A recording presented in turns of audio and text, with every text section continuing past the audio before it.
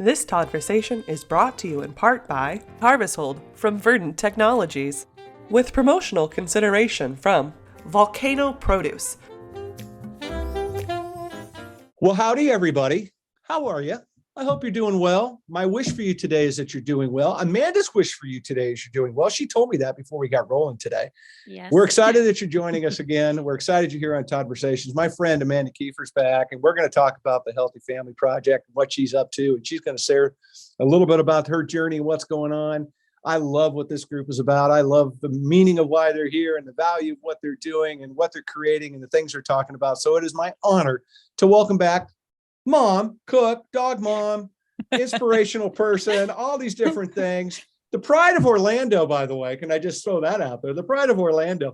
Please welcome the managing director of the Healthy Family Project, my friend, Amanda Keefer. Welcome. Thank you. That was such a great introduction. I'm feeling really good about myself after that. Thank you. Well, let's get to the end and then let's see how you feel at the end. That's the goal. It's all about, that's the squad goal. Get to the end. All right. Let me get there. Thanks for having me back. This is wonderful. I'm great to get on. We have a lot of new things going on in the new year, and just good to be back. It's an honor to have you back. I love what you guys are about. I love their mission. I anytime we can start talking about empowering people through food and making better choices and learning about choices and making, getting involved in decisions around food, it's incredibly powerful because it is such, food is medicine. And, there's so many ways that the food environment, agriculture can change this planet, not only our personal health, but our global health, our planet's health. There's so many things involved in all this. So to be able to elevate the work that you all are doing and why you're doing it, especially with the new initiatives, which we're going to talk about, of course, it's just exciting for me. So I'm thrilled you're here. But as I always do, and I always say, hey, please tell everybody a little bit about yourself real quick, and then we'll get the ball rolling because I only have 9,000 questions for you today. I know. I will get through them. We will. As long as you don't let me go too long here, I'll keep talking. So you go, girl. I ain't stop you. We'll go until I run out of water. My journey, I guess. I came into the food world in a really roundabout way. My degree's in journalism and public relations. I come from a background in classical ballet. Like I have all these random things and not anything to do with food, but worked at the Kennedy Space Center for a little while in PR as my first job. Out of college, I think I mentioned in our last episode, I was one of the leads on the team for the Columbia shuttle disaster as my first real foray into the PR world. So nothing has really topped that. And I sincerely hope nothing does top that in my PR career. Found my way into travel PR, which was super fun. And then after I had my second daughter, I was it was a pivotal moment. And I felt like, you know what, I would really love to find a way to devote my talents 8 hours a day and really close up shop at the end of the day and feel like I made an impact in some way. And I was really looking for that. And then a mentor of mine forwarded me a job post and said, hey, look at this. And we were Produce for Kids at the time. She said that, look, this is a remote job. You just had your second daughter. This seems perfect for you. And I thought, all right, I'm pretty good at PR. I'm a good marketer. I could do this grocery store thing. They're healthy foods. Like what could go wrong? I was coming out of the world of doing PR for resorts in Mexico and dealing with some, drug cartel type. Yeah. So I'm like, listen, no one's getting harmed in eating this apple. So I jumped into it and I thought, let me try this out, see how it goes. And I can tell you, I'm going to be going on year 12. And I was going to ask you how long. Yes. Yeah. And I'm still here. I mean, my youngest she's probably 2.5 months when I started this job, and she turned 12 last November. So yeah. Crazy. Well, look, as you said, you had all these different experiences and we don't know what path we're on in our life. We can try to pretend we know what path we're on, but we don't know. And what we do know is we get to a point in our path where we can go to the right or we can go to the left, or we take the path up the hill or take the path down the hill, right? But either way, we have to make, that's really our choices when it comes to our path. And so when I think about what you've shared about your history, all of that took you to this path that you're on now, which is empowering people to make better choices, using your skill set that you've learned, touching on those emotions that you had to deal with when you dealt with shuttle, and being able to put that outwardly in a way that drives people to increase consumption, to increase their knowledge, and decrease participation. And quite frankly, one of the best things they can do, which is empowering themselves to eat better food. Boom. I love it. I'm here. I love it. I absolutely love it. It's so cool. Well, let's get into it a little bit. Let's give everybody a little bit of a 411 that don't know what the Healthy Family Project's all about, if you wouldn't mind. Sure. So Healthy Family Project, we were created in 2002, which is crazy. Created by our founder, John Schumann, who is the president of Schumann Farms. Yes, you probably are familiar. Amazing, amazing guy. He started Produce for Kids because he was impacted by an experience at Children's Miracle Network hospitals. And he knew that the produce industry, just like having interact with so many wonderful people, there wasn't really a way to give back at that time, or they weren't coming. People were giving, onesie twosie, but he thought, wouldn't it be so cool if we could come together as a group in some way and give back to, at that time, they were doing Children's Miracle Network, and that was the beneficiary because he just felt like, they were doing such great things, which great organization for sure. Absolutely. And so, so he went to Publix, who was, our first retail partner, still with us to this day, and presented the idea to them. I don't even know at that time if cause marketing was a term. I mean, I'm sure maybe it was maybe in its infancy or it existed, but we really didn't have like the buzz around it that there is now. But it was truly, let's put some signs in stores. Let's make a donation to the Children's Miracle Network hospitals in the Publix market area. So staying local. And that's really how this whole thing was born. Just like hey, we should do this. We should make an impact. And I feel like, since 2002, with a lot of POS programs or promotional in-store programs don't have a super long shelf life traditionally. So it's very rare for something to continue on for this length of time. But I think that the people who have been a part of this organization and just the trajectory of social media and everything has really aligned. The universe has allowed us, and the talent that has come into our organization, to really grow and change and say, all right, we got to make some pivots here if we want to keep up with the shopper, and we got to go digital, and let's do this, and let's bring in, so I think over the years, there's been a lot of changes. And while we do still, work with grocers across the US and do the in-store signage and that type of marketing, cause marketing in stores, we've grown to so much more than that. Let's talk about that a little bit. Let's talk about your mission. And before I dive in, because I do want to talk about cause marketing, because you're right. It was, I don't know if it was a term. I'm going to have to look that up. Maybe John Schumann invented it. He could have. I mean, I don't know. I mean, but you're right. But I want to get into that. But before we do, let's get into the mission a little bit, so people have a kind of an understanding of what you all are about. Yeah. So our mission, bottom line, is creating a healthier generation. So, my dad's actually here visiting me this week from Pennsylvania, and we have some good chats when my dad visits. And I always say, that's the goal, though. The next generation learns, and we do things a little different. We make some small changes. My kids are not going to like it or change things about what I did. It's never like you did this wrong or you did this right. It's how the next generation takes that. So I think that we go back to that all the time in our meetings and our planning. It's, creating a healthier generation. That is hands down our goal.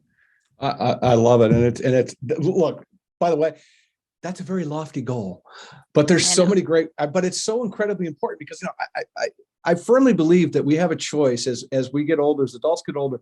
You can either take your wisdom with you, right?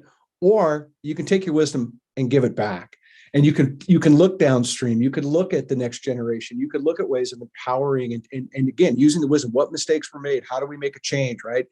And it's so incredibly important when it comes to food. And it's why I'm so inspired by the work that we're doing inside schools to elevate the conversation, how important nutrition is to children and what a difference it makes. And we're going to touch on a few of that things, I'm sure, as we get wrapping a little bit. So I just think what you guys are doing is so incredibly powerful. It is so needed in this country to empower people to understand the choices that they're making with their dollars. And, rather than being inundated by a flashy TV commercial or a TikTok video, whatever the hell it might be, is by putting common sense back into the plate. And I think it's incredibly impactful to what you guys are doing. So thank you for sharing that. But let's get into cause marketing because I think it's important.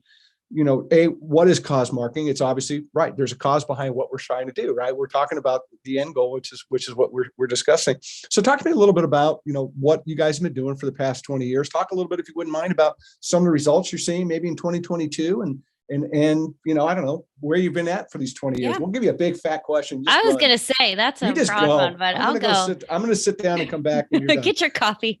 All right. So it's interesting because there's a lot of confusion around Healthy Family Project and where we actually fall, I guess, are we a 501c3? Oh, we're cause marketing. Well, what is that? And so we actually are not a 501c3 organization. We are considered cause marketing, and technical terms, we're the collecting agent, if you will. So consider us the middle person. So we develop and execute these marketing programs, and we make sure the funding gets to orchestrate where it goes and make sure that amount gets, impacts in the way that either our grocers select, where that goes, or our digital partners or whatever it might be. So, it's interesting because it's different across the board, the cause marketing programs that we do. And it would be weird if it wasn't different, because every shopper, every grocer has a different shopper, they have a different demographic. Right. And so we really take a hard look at when we have a new retailer, or as our retailers' demographics change, take a look at, are they using QR codes? Are they, we work with Military Produce Group, and we just had a conversation about most of these families that are shopping there are operating as single parents because, one or the other is deployed. And so we need to take that into consideration, right? Like let's not focus on dinners. Let's focus on after school snacks. Let's focus on 5-ingredient meals, how do we kind of shift that cause marketing messaging, around who we're talking to and that shopper, and, and the way we give back, for Military Produce Group, our funds from the produce companies that participate go back to this amazing organization called Our Military Kids. And they fund grants for kids to do camps and activities that they otherwise might not be able to participate in. And those funds go a long way, because each of those, the grants are $300 slots per fund. That's kind of like what they estimate on that. So that money goes a long way. You can fund a lot of experiences and life-changing, a lot of these kids use that money to go to cooking classes or, karate camp or aviation, things that will impact them for the rest of their lives. And so it's just, and, sorry, I feel like I'm rambling, but to go back, I always like to say doing well by doing good. So sometimes, cause marketing might catch some flack, oh, well, you should just do good. You shouldn't, boost your sales. But I would challenge that up and down the river, because why would you not? Why would you not elevate your sales, elevate your brand, and also be able to make an impact in the world, and in your community? Just makes so much sense, and build a relationship with your customer to know that you care. Thanks for joining the Todd-versation. And now, a word from our sponsor. Hi, this is Gordon Robertson, CEO of Verdant Technologies. Thank you for listening to Todd-versations. Our innovative post-harvest solution, Harvest Hold Fresh, is a game changer in delivering longer-lasting produce from crop to cart. Our patent technology slows the clock, extending the shelf life of fruits and vegetables, helping to preserve them at their peak. By simply inserting a sheet of Harvest Hold Fresh into packaging after harvest, our solution works to significantly reduce waste, deliver return on investment, and offer robust sustainability benefits in the perishable produce supply chain.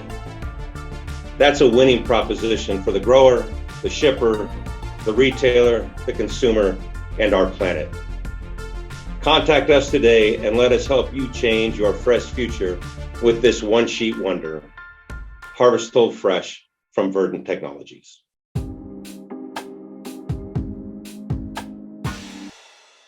100%. And, and I think that so much of what's been happening in the past, however many years, is that companies are checking boxes, but maybe not always for the right reason.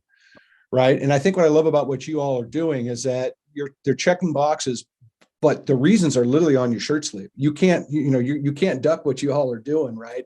It's not one of these things like, oh, you got to make me feel good as a corporation.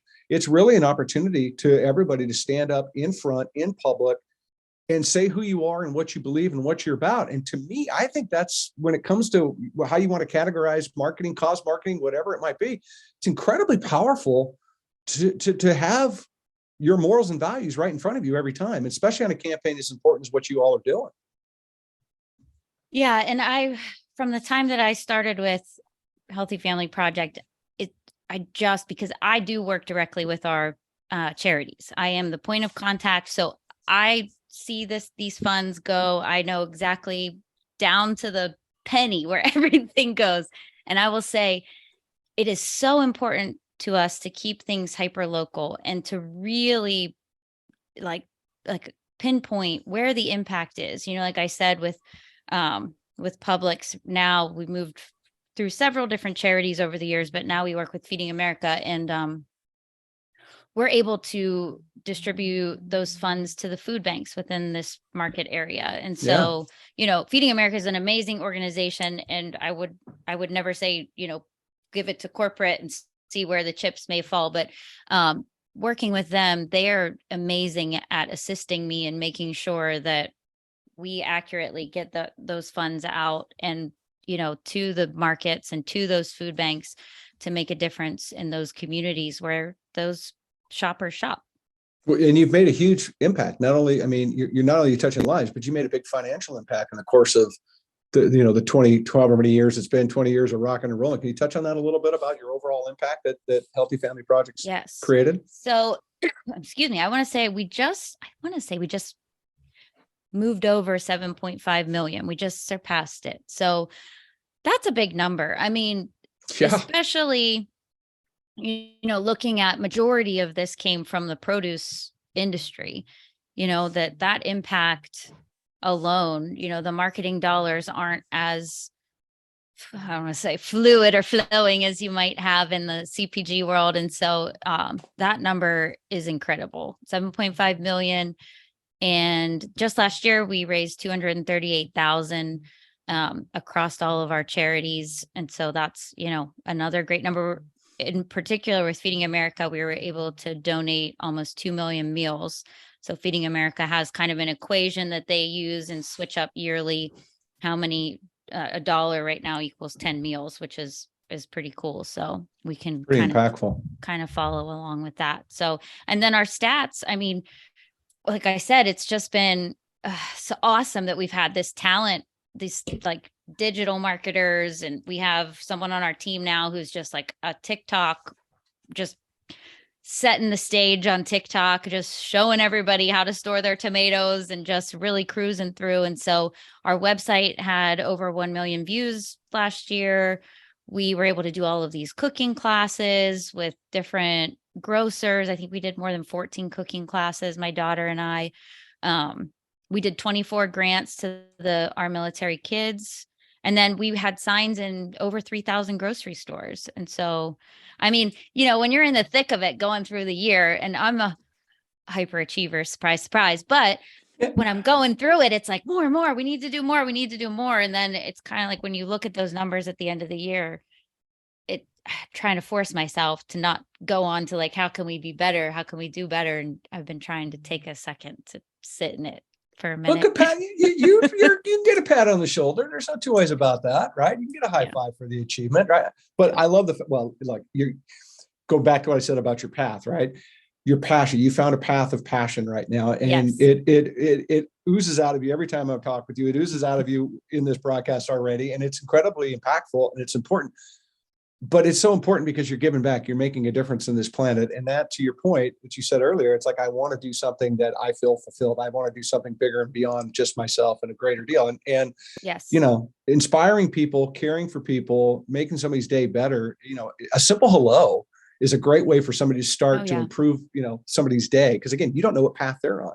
So to be able to do what you're doing whether it's one meal or 100 million meals, it made a difference. And that's incredible. So congratulations to you and the team and everybody. I think it's really, really cool. So let's get into a little bit about March. I want to get, if we can, I want to talk about what's coming up, right? Your Mission for Nutrition initiative is here. So go, girl, tell me, what the hell is it? Let's rock and roll. So this is passion. I know, I'm passionate about many things, but this is a passion project for me because how it came about was, I don't know, so 2000, maybe 15, 16. I was having so many emails from retail dietitians asking me, hey, I found this on your website. Do you have anything extra? Could you send me this? So I found myself pretty much at the post office a couple times a week, just one piece mailing out, this person at Hy-Vee, this person at ShopRite. And so I went to my boss and said, listen, I really think we need to do something that, partially because I'm spending all my time at the post office. Also we need, these retail dietitians are in need of materials. They're in need of, things that can be useful to shoppers in stores, and they like our content. They like what we're doing. So how can we be of value to this audience? And so that's kind of how Mission for Nutrition was born. So we were doing National Nutrition Month, which is the month of March, and we call ours, kind of piggybacking off of National Nutrition Month, is our Mission for Nutrition. And we actually, they just shipped. We shipped out 575 kits to retail dietitians, and you're going to like this, the edition, which came last year, school food service nutrition directors. So we added them to our list. Thankful for Andrew over at IFPA. He does a great job working with the schools, just getting the message out to schools, connecting schools with produce companies. And so he was able to help us get to that audience. And so now those kits are getting out to the schools as well. So they'll receive, we call them the mini mags. So they're miniature magazines, and it's a week. This year we did a week of breakfast. So in the front page, it's your grocery list. You can shop this list and make all of your breakfast for the week just off of this grocery list. So we really try to take in budget and, one trip to the grocery store. So we really want to make it affordable. Our dietitian team that we have at Healthy Family Project approves all of our recipes. So they cross-check that those are all good to go. They actually feature several produce partners who are joining us on a Mission for Nutrition this year, if you will. And those guys, because I have to shout them out because they're amazing. I was going to ask you to anyway, so I'm glad you're prepared. I am prepared, believe me. And a couple of these they've been with us for several years and really believe in this, in this Mission for Nutrition. So we have Nature Fresh Farms, Jazz and Envy Apples, Be Sweet Citrus, and then of course Schumann Farms is also, proud supporter of this program, and it's done really well. We have, like I said, I have a great connection with these retail dietitians, and they post all month. We give them like some counter cards. We also do a $1,000 continued education scholarship for one retail dietitian. We select who does a display or features the recipes in a cooking class. So these dietitians are either posting and tagging us all month or sending those over to us so that we can kind of take a look at those. So over the years, we've been able to send different retail dietitians to the, food and nutrition conferences for their continued education or whatever they select to kind of fill that scholarship. So it's really cool. And then on the consumer side, all of these retail dietitians are handing out these mini magazines at the shopper level in stores. The school nutrition directors are sending them home with the kids to get home to their families.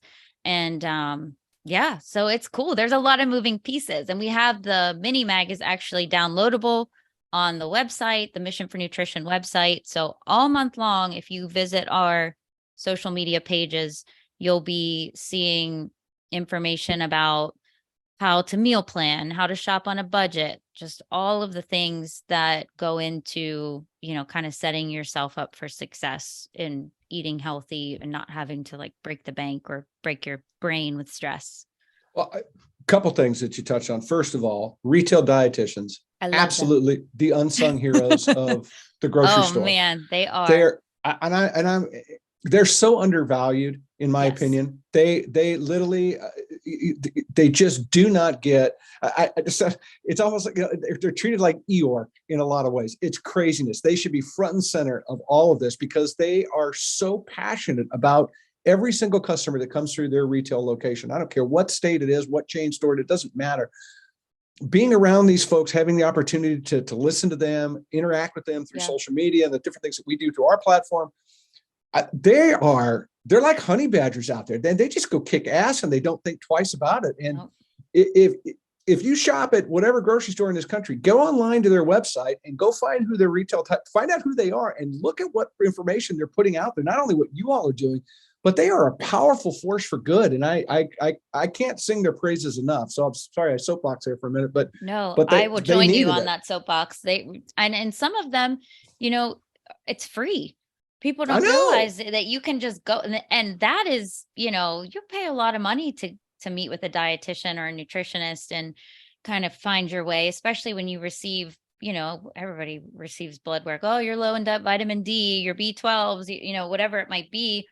And you can go to them and they can say, all right, here's like some guidance, what where you want to go and what you want to shop for. And I think that, not to go too far down the retail dietitian path, but from my perspective over the years, I feel like, and I hope it will change, but sometimes it's hard where they fall in the overall structure in grocery. Do they fall under pharmacy? Do they fall under marketing? Do they fall under, where do they go? And then I think, and again, this is my perspective, so no one come that hard on me on this one, but I think that they, sometimes so many things are just attached to dollars. And so in their role, it's hard to attach them to dollars, even though they're making a huge impact and probably creating a lot of sales, out of their recommendations. But so sometimes those roles are on the chopping block because you can't look at a spreadsheet and directly say, okay, here's this number. Okay,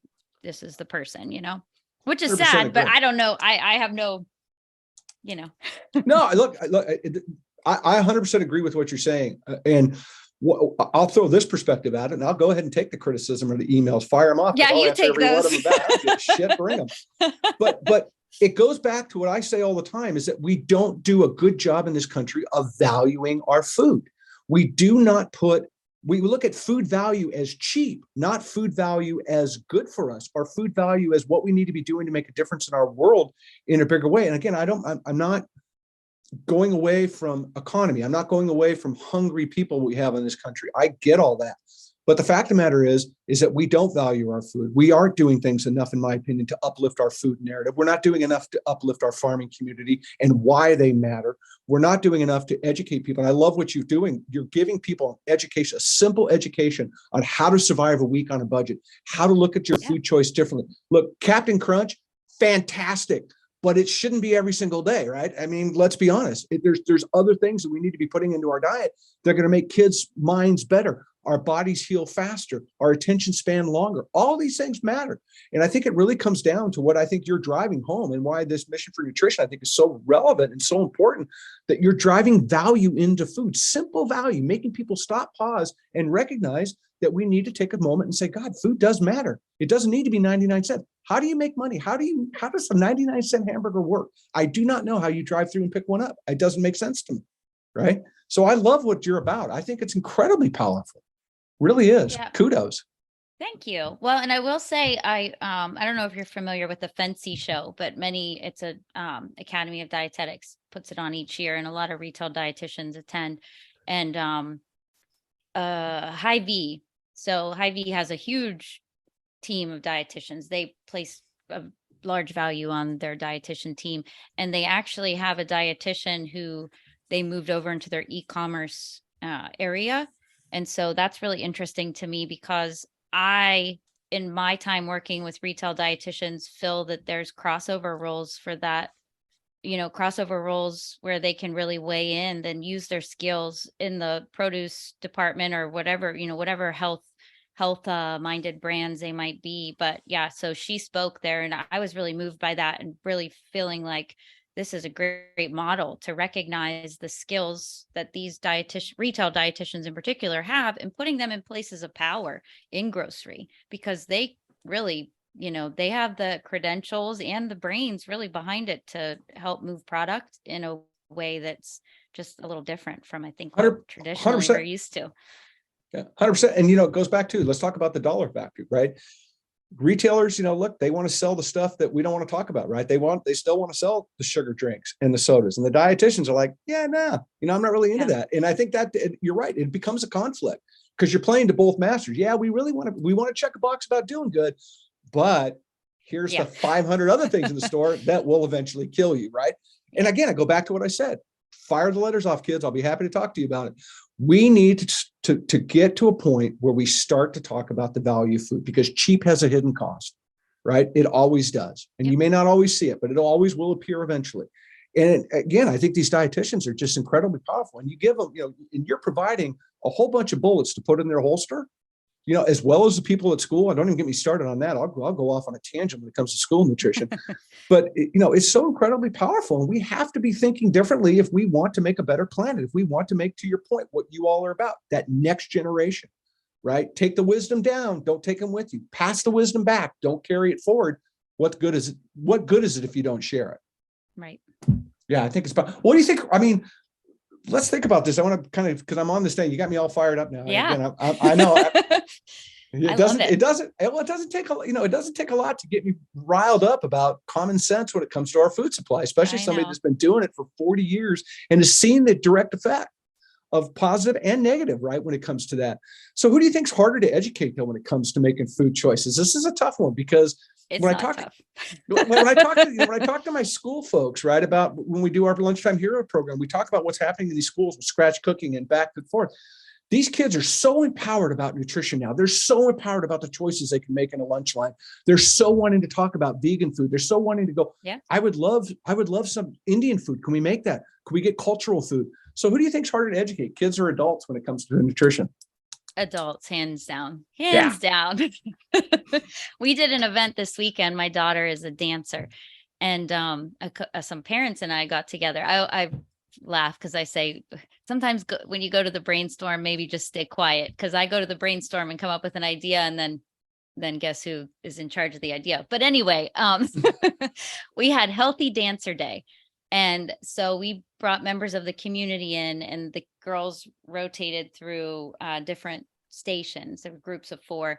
And my station, I was making a healthy smoothie, and they were helping me make it. And then everyone tasted it and weighed in on what they would put in their smoothie. We had a station, a mental health counselor, someone who, an orthopedic surgeon talking about injury prevention. We had some awesome people there talking to the kids.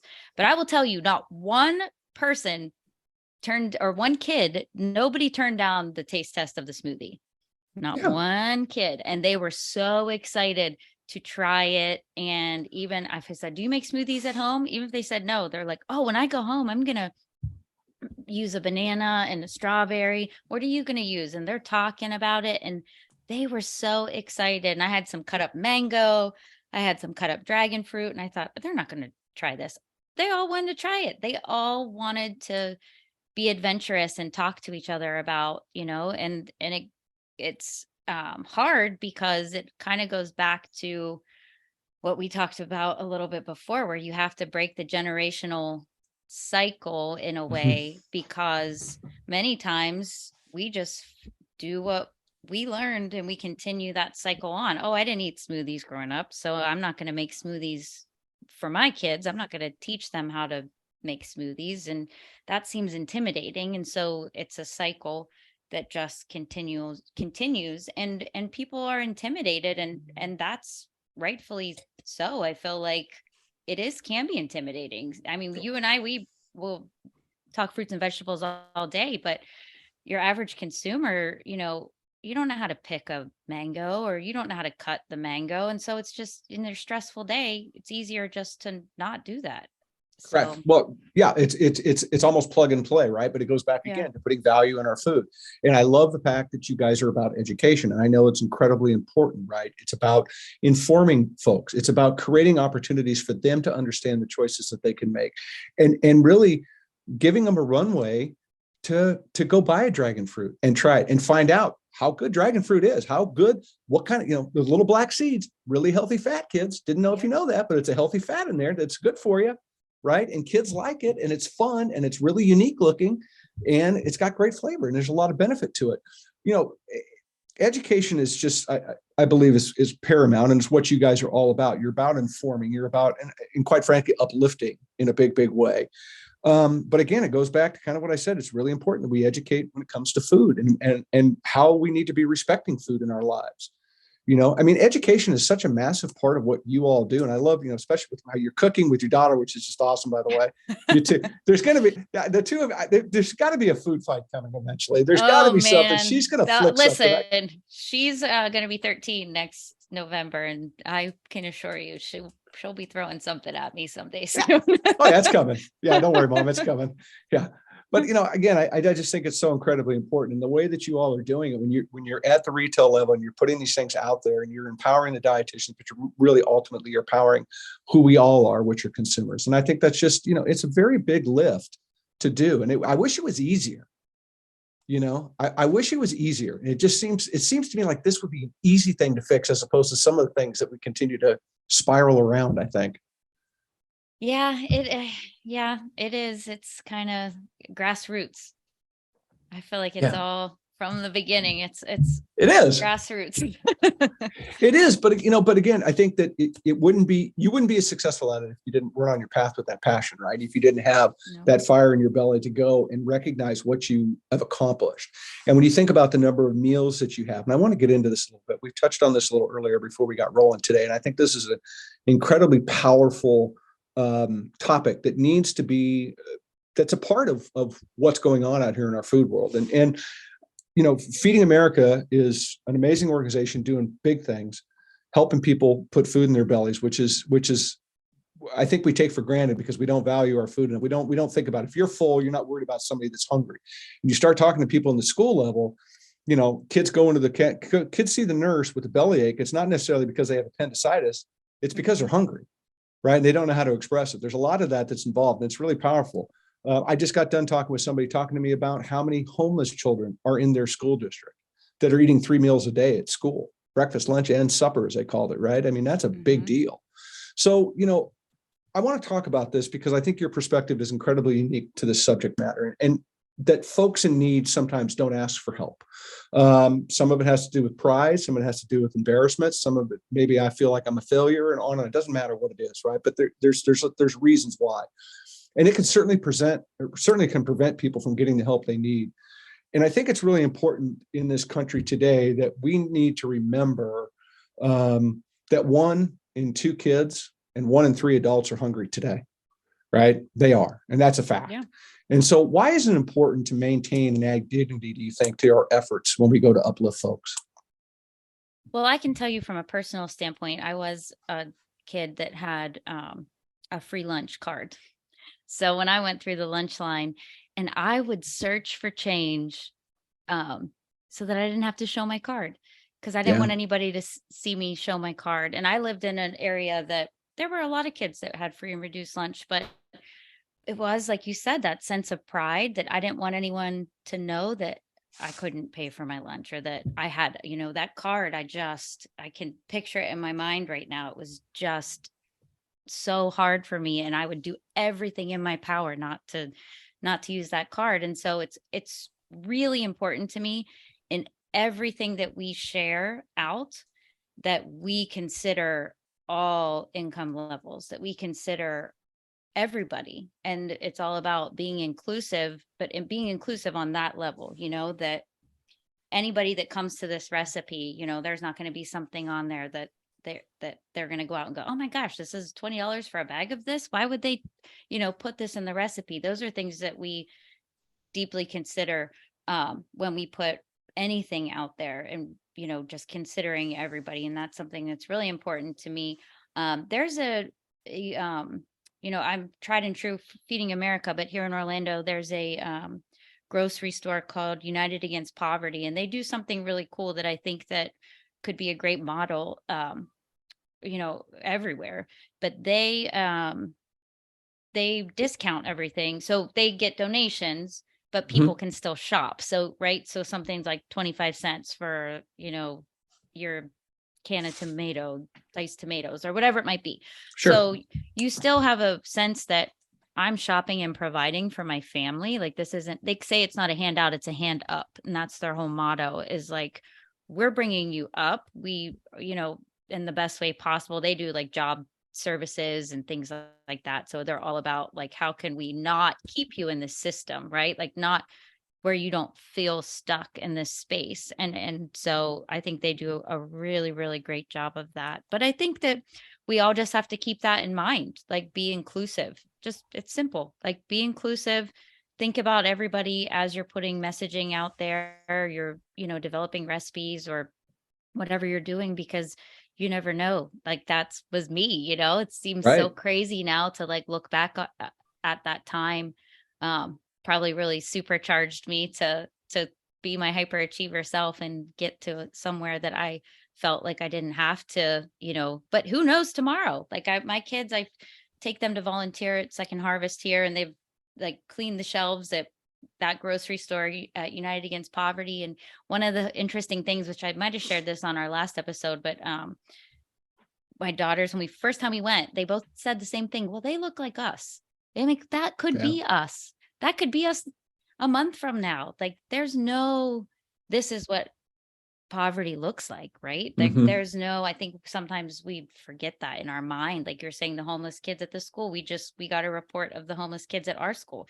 And, my daughter's like, no way. No one looks homeless. I'm like, that's not how it works. There's no secret handshake or a special hat you wear. No. Yeah, we are like, we don't know what tomorrow holds. Like, you might be at the food bank, and we need to make sure that everybody feels included, that nobody feels like, that this is shameful or whatever. You got to lift people up, and you can do that through education too, and the way that you package things and provide things to people. And I know Second Harvest gives out a lot of education and recipes. So you just make it like just inclusive for everybody. 100%. Well, 100%. That's what I love about what your mission is. I love the fact that you were coming from an angle that does include and bring everybody alongside. To your point, it's not this, something extravagant that you have to add to this recipe. It's simple. It's common sense. It's a way of just changing up what maybe you're already buying by giving you some tips and some ideas. And I think it's incredibly important. Thinking about the meal ticket. When I was a kid, the meal ticket had to get hole punched every month. Oh, so not only did you have to whip the card out, right? And you have to show your card, gosh. but they would hole punch your card. So talk about, literally, and you're in elementary school. Don't think that that's not a stigma. Don't think that that's not something, to your point. I mean, you're talking about it, when you were a kid. I can recall doing it when I was a kid. Yeah. Having the hole punch. If you had 3 punches, it was one thing, but if you had 30 punches, it's another. And, I just think that, again, it goes back to what you all are about, which is driving value into food, which is driving common sense back into the food narrative, which is providing healthy choices and ideas that perhaps people don't need.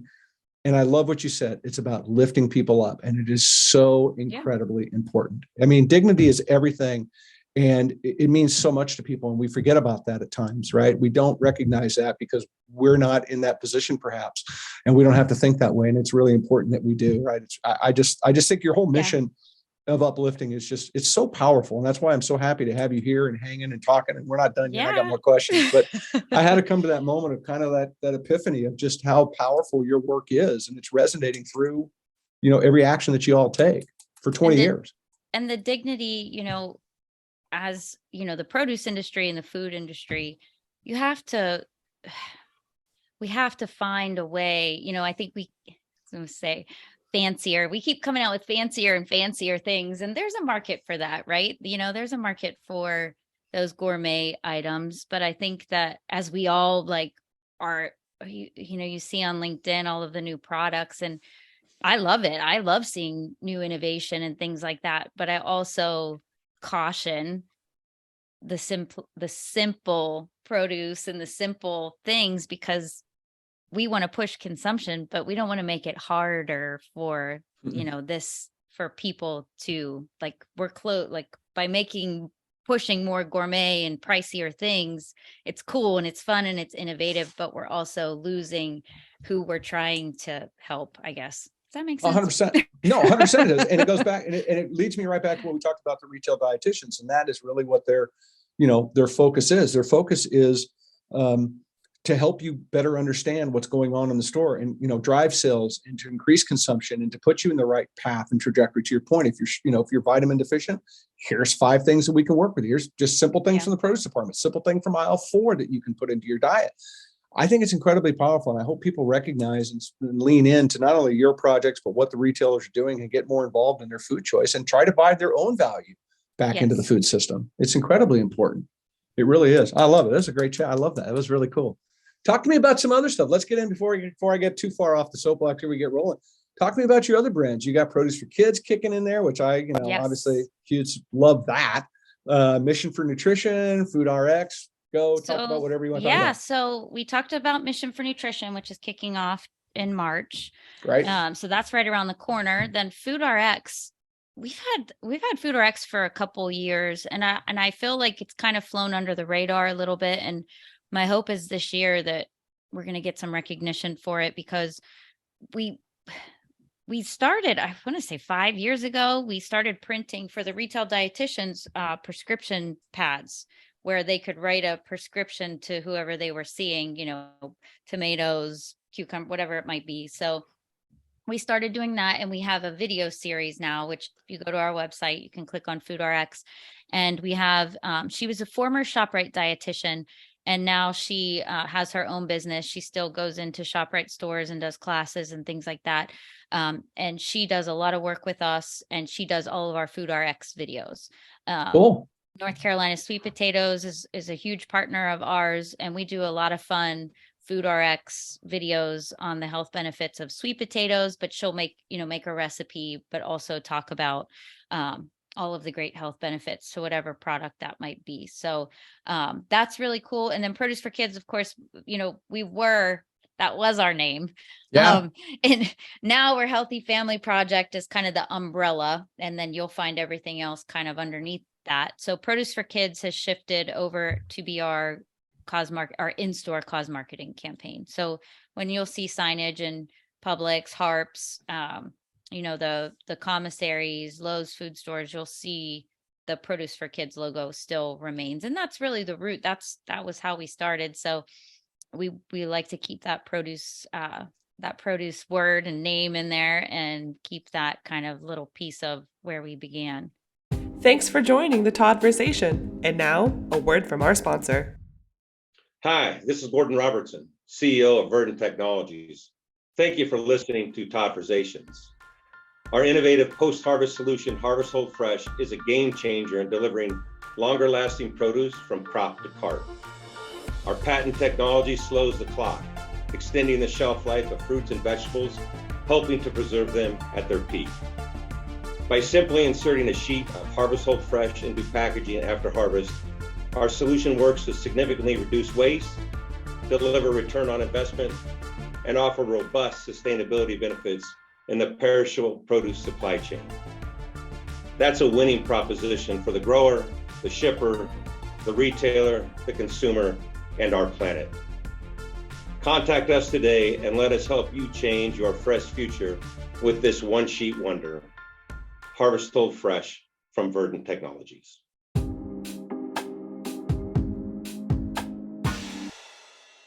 I love it. Well, 2-part question then, because of all this we're just talking about. How do people get involved? How do retail food stores get involved with you all? And then how do consumers get involved? Can you? Yeah, sure. So I think the best route I could give anyone is to go to our website, and we have a Work With Us tab.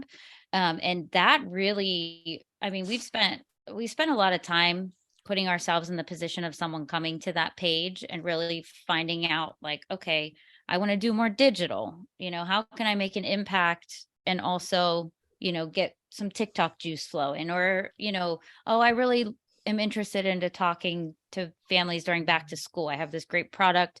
I really want to push it during that time. That's great.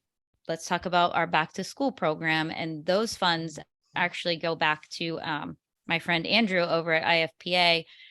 He funnels you'll love this, funnels all of those back to support school nutrition directors in different ways that they may, need support, or however we can continue that education at the school level. So those funds go there. So I think it's really going to work with us. You can always email me, call me. That's fine too. We're a small organization, so any of us are always ready to talk.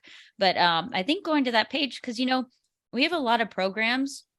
Yeah. And whatever your goals might be, I think that there's a place for you. And I think in our day and age, having, I know we said checking boxes, but you have that philanthropic, sometimes it's hard. Sometimes you're a small team and you want to build brand awareness, but you also want to give back, and you're like, okay, we don't have enough people, or what do we do? And so I think that our team, because this is what we do day in and day out, we can, kind of help that, and collectively, I mean, anybody can make their donation, but I think collectively it's fun to come together and be able to like put it all in the pot and say, here we go. Like, we're really making an impact here with this, with our dollars. And yeah, so I love it. I mean, it's just all about empowerment, right? It's all about creating the opportunity for people that want to make a change. To your point, we have goals. How do we achieve our goals?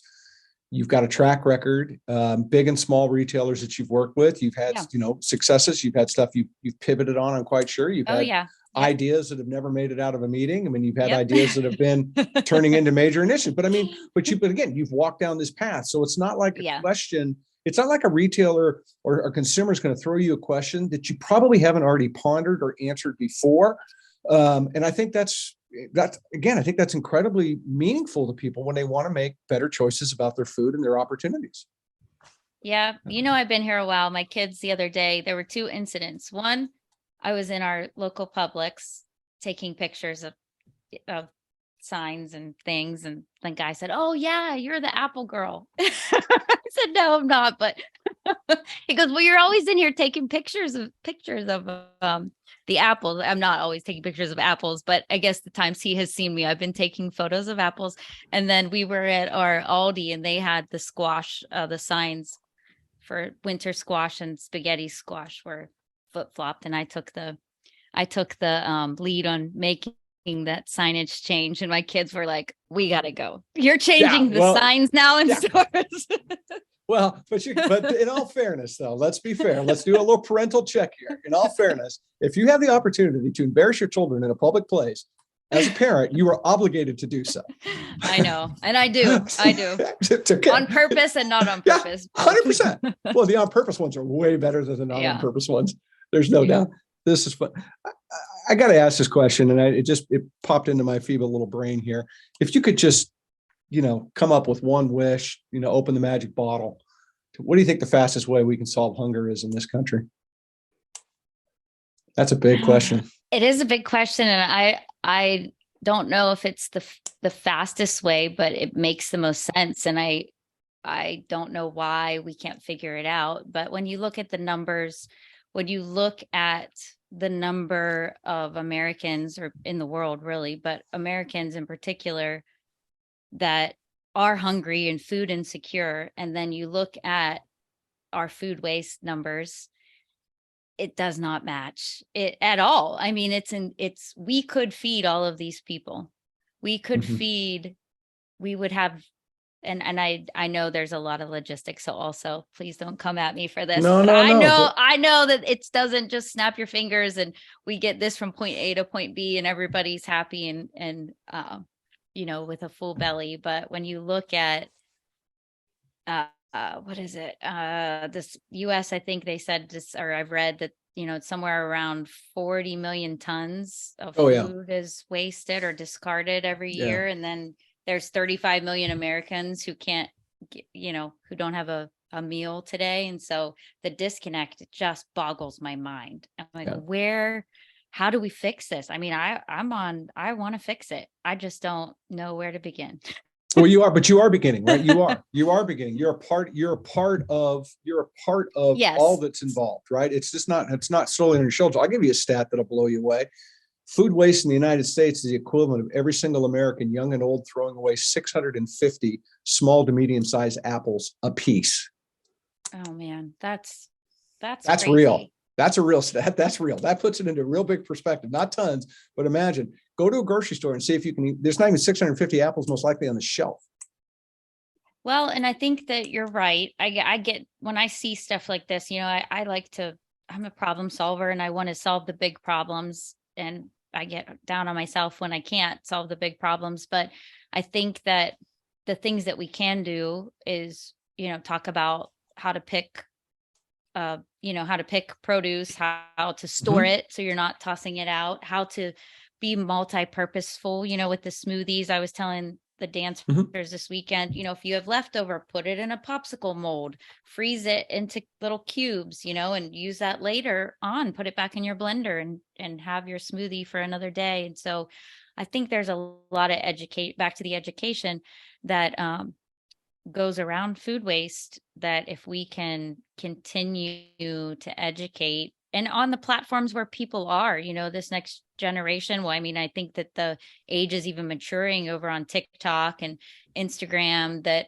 people really like our highest viewed posts are those that are like, here's what you're doing wrong with your tomatoes, right? So people are interested in that, and people want to know how to, especially with inflation and everything else, like, how can I make this last longer? So we can do it. Let's do it. I love it. Let's end the That's why you're here, to talk about the fact that you are doing it. And I think that's the message that I hope people can recognize in this conversation, that you're leading them down a path, as we've talked about before, that it gives them an opportunity to empower themselves, to change this planet, to change their health, to do some simple things. Not a big lift. It's not an expensive lift, but it's just a chance to, again, that moment of pause to say, okay, I've got the tools, again, you've got bullets in the holster that you're providing people. And I just think it's worth celebrating. And I think your work is worth celebrating. I'm really proud of you guys for what you do and how long you've been at it and what you believe in. Well, no, really, because, and kudos to John, right? Schumann, let's just be honest. I mean, that man wears his life and his love and his passion on his shirt sleeve every day. You want to talk to him, you want to have an inspirational conversation, get him to give you 5 minutes. Your tires will explode. They'll be pumped up so hard. He's a great individual. And I think that it shows with what all you are doing. And, I just think that I would love to put you out of business, but I'm so damn grateful that you're in business. This has been awesome. It is. Thank you for hanging out with me today. It's been great. It's been super fun. I mean, I do. I just hold you in such high esteem and the work that you all do. I appreciate you being here and just sharing from your heart, talking about you as a kid and what it matters, and how really, honestly, it's about uplifting each other. Uplifting each other perpetuates your message in such a great way. That's for sure. It really does. Yeah. And go love your retail dietitian, by the way. Yes, please do. Especially during the month of March. Well, for sure. Yeah. And it is. Everybody get on the website, figure out how to, figure out what you need. Ask yourself, well, how do I value food? What's important to me when it comes to food? Ask yourself that question, and then get online, get on the website and say, okay, here, what can I do differently? How can I make a difference in my family? Try one meal a week.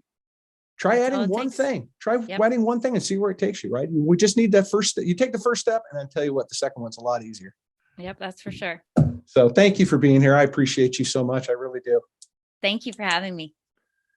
Everybody, Healthy Family Project, get on it. Quit dorking around. Get on the website, figure out how to make a change in your life, empower people, right? About inspiration. We talk about it on this platform every single time about going to inspire somebody. Healthy Family Project is doing just that.